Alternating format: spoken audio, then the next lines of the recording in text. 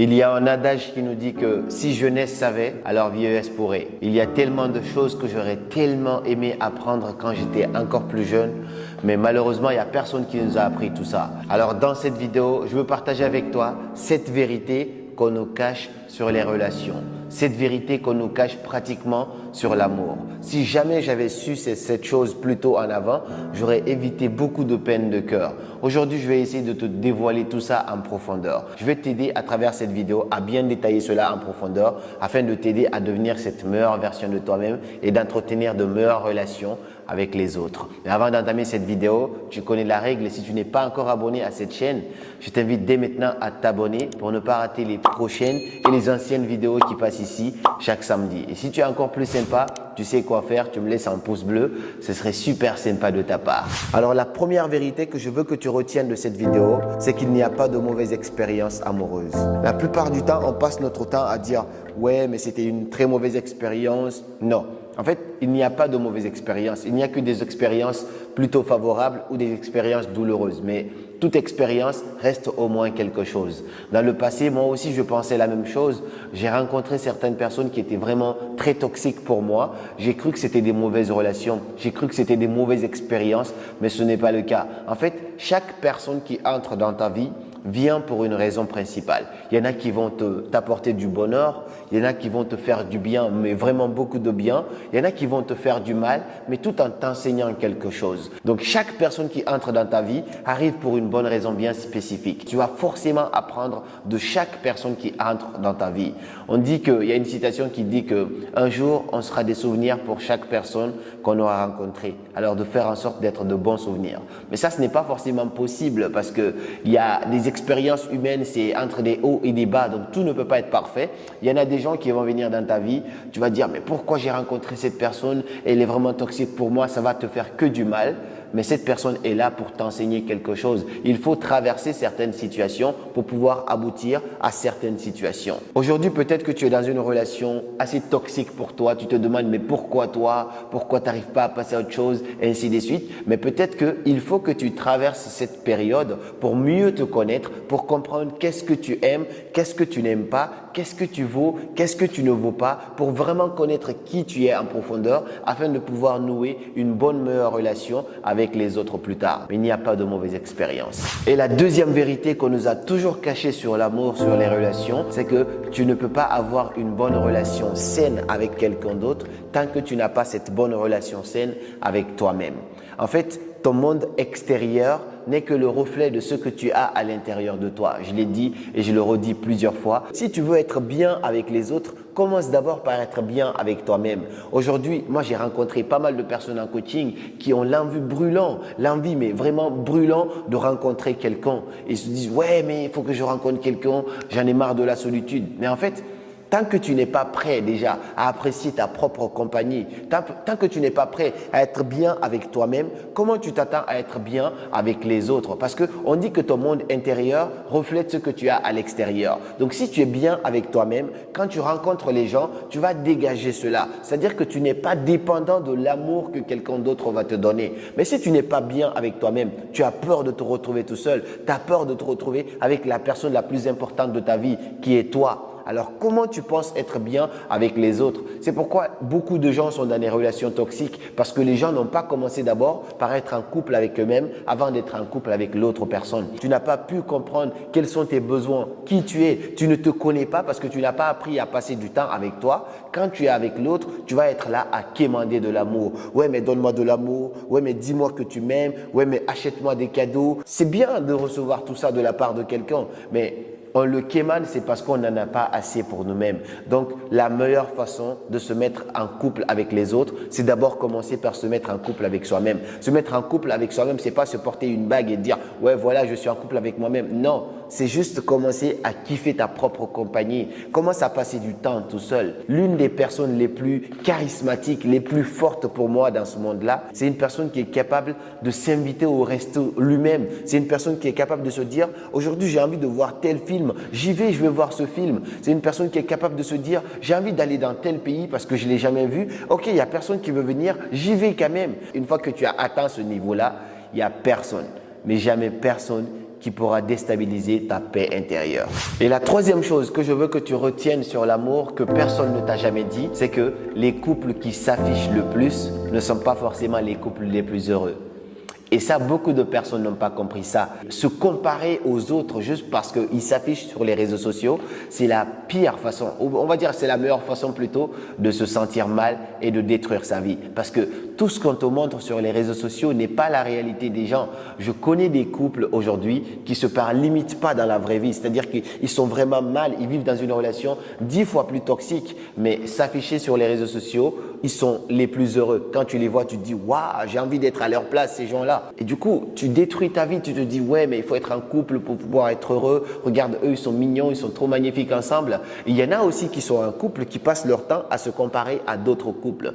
Les couples qui s'affichent ne sont pas forcément les plus heureux. Une fois, je t'ai raconté cette histoire ici. J'avais deux amis qui étaient un couple, mais qui s'entendaient absolument pas, qui ont été avec moi dans une autre ville. On a été à la plage. On a rencontré deux autres amis qui étaient en couple. J'étais le seul maillon qui n'était pas en couple, mais j'étais bien avec moi-même. J'étais vraiment très bien aligné. Mais moi, j'ai fait ce constat-là. Mes deux amis avec lesquels j'étais parti, s'entendaient pas très bien, ça n'allait pas, mais ils étaient en couple quand même. Ils sont allés, ils ont croisé deux autres amis. Ils pensaient que eux, c'est le couple parfait parce que eux, en public, ils savaient vraiment se tenir la main, se faire des bisous, faire comme si tout allait super bien, alors qu'en réalité, ils étaient dans la relation la plus toxique qui puisse exister. Ils s'entendaient pas du tout quand il y avait personne. À deux, c'était l'enfer. Mais quand mes deux amis avec lesquels je suis parti ont vu ces deux autres-là, la fille, elle a commencé à faire des reproches à son copain. Ouais, mais toi, tu me fais pas ça. Regarde, ils sont tellement mignons. Mais t'es trop toxique, tu fais pas ça, ainsi de suite. Elle a commencé à critiquer son copain en comparant son couple à l'autre couple, alors que l'autre couple a juste décidé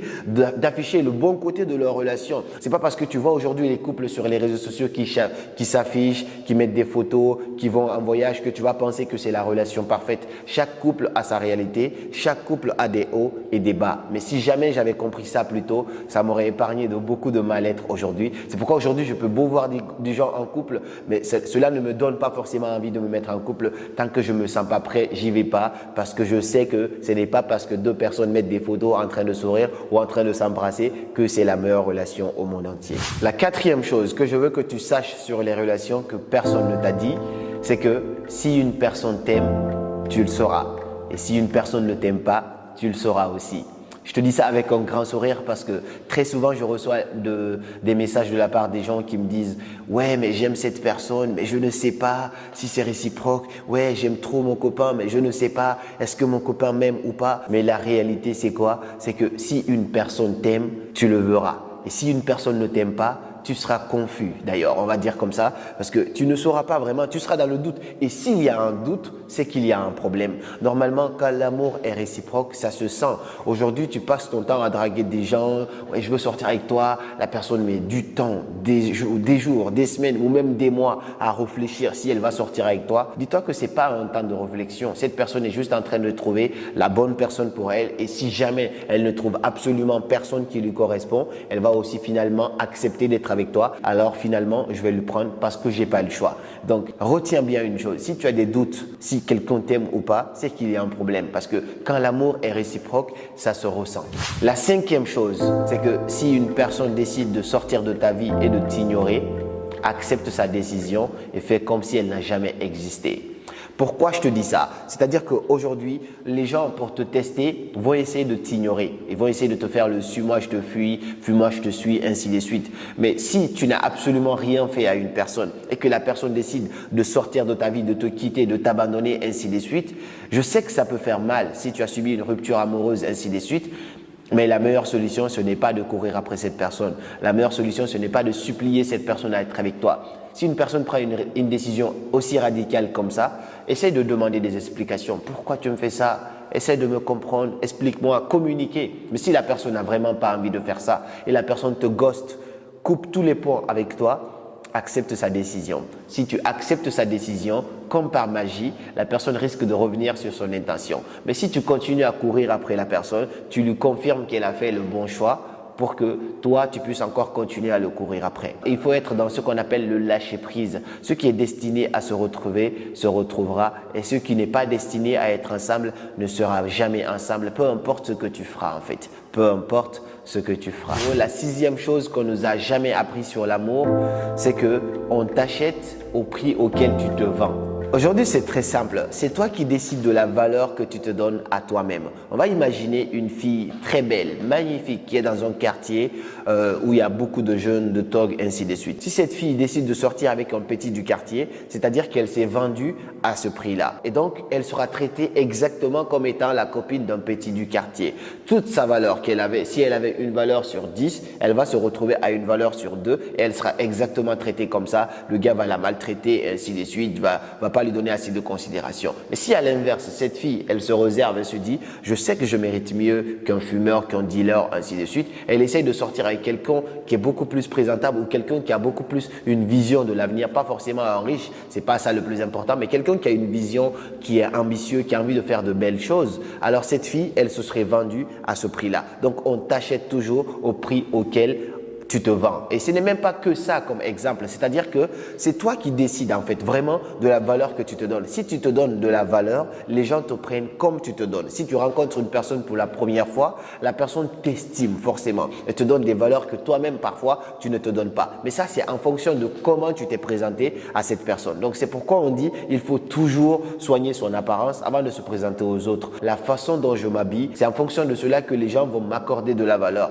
Je sais que l'être humain n'a pas cette capacité de voir directement ce que tu as à l'intérieur de toi. Les gens ne voient que comment tu te poses à l'extérieur. Et donc, la façon dont tu t'habilles, la façon dont tu te présentes aux autres détermine la façon dont ils vont te prendre. Donc, tu es toujours acheté en fonction de combien tu te vends. Et la septième chose que j'aurais tellement aimé qu'on m'apprenne, mais personne n'a jamais pris le temps de m'enseigner cela, c'est que il ne faut jamais sacrifier qui tu es pour essayer de plaire à quelqu'un. Grant Cardone, un des grands entrepreneurs aux États-Unis, a dit un jour qu'une fois, il a parlé avec sa femme. Il a dit à sa femme, je te donnerai tout ce que tu veux. Je ferai pour toi tout ce que tu veux.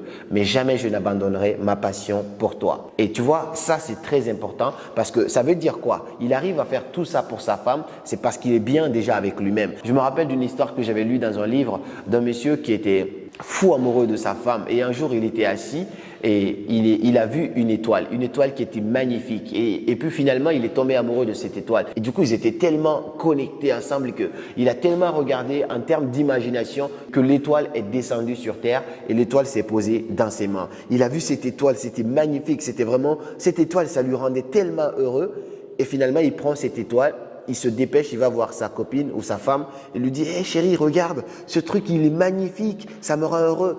Tiens, je te le donne parce que je t'aime. » Et depuis qu'il a donné cette étoile à cette femme, elle a dit « Mais c'est quoi ça ?» Elle l'a fait tomber parce qu'elle ne voyait pas la même valeur que lui. Et l'étoile est tombée, ça s'est brisé et la relation aussi s'est brisée en même temps. Pourquoi je te raconte ça? Parce que si tu prends ce qui te rend heureux, toi, et tu mets ça dans les mains de quelqu'un d'autre parce que tu veux rendre cette personne heureuse, la relation déjà, elle ne va pas marcher et tu te feras du mal dans un mauvais sens parce que ça ne fera jamais marcher la relation et toi-même, tu ne peux pas être bien avec cette personne tant que toi, tu n'as pas été bien d'abord avec toi-même. Donc, ton bonheur, ce qui te rend heureux, doit être à toi et c'est en fonction de ça que tu vas avoir assez de force et assez d'énergie pour pouvoir faire plaisir à quelqu'un d'autre. Donc, voilà les 7 choses que je voulais partager. Mais d'ailleurs, je voulais te demander quel est le point ici qui t'interpelle le plus, qu'est-ce qui te parle le plus et qu'est-ce que tu savais déjà que tu appliquais au quotidien et qu'est-ce que tu ignorais au quotidien. Dis-moi ça dans les commentaires et puis si cette vidéo te plaît, n'hésite pas à la partager avec quelqu'un,